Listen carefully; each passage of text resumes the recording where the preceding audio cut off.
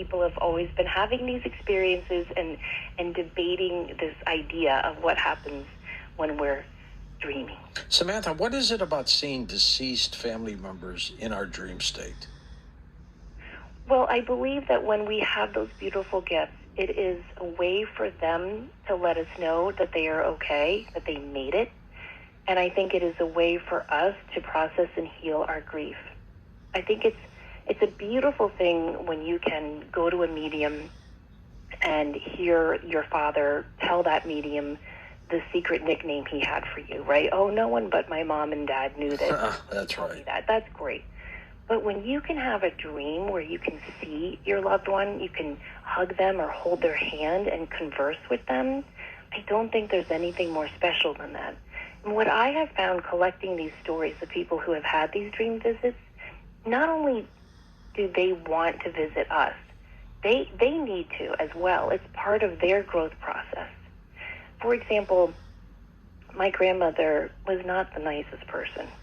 And we all knew it, and we all, she just wasn't the nicest person. Well, you put up with grandma, right? Yes. And so she passed away when I was 12. Well, when I was 33, I had this dream very similar to my mother-in-law dream where I woke up in my bedroom and I went out into the living room, and my grandmother was there, and she did not look well.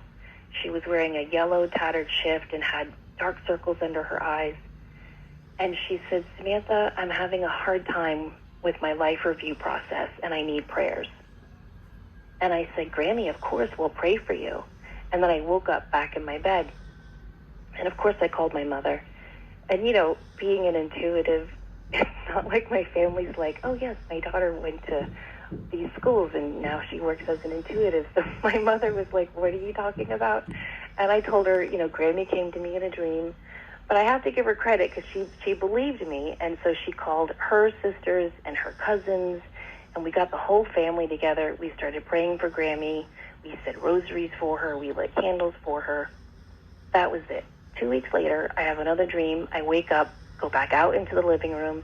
My grandmother is there. This time, her hair is in a French twist. She's wearing this beautiful outfit. She's glowing.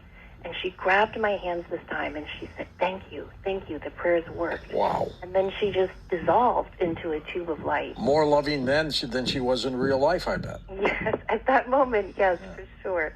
And so I think it's just a lovely example of how our work continues on the other side, and they still need our prayers. They need us to talk about them and tell their stories.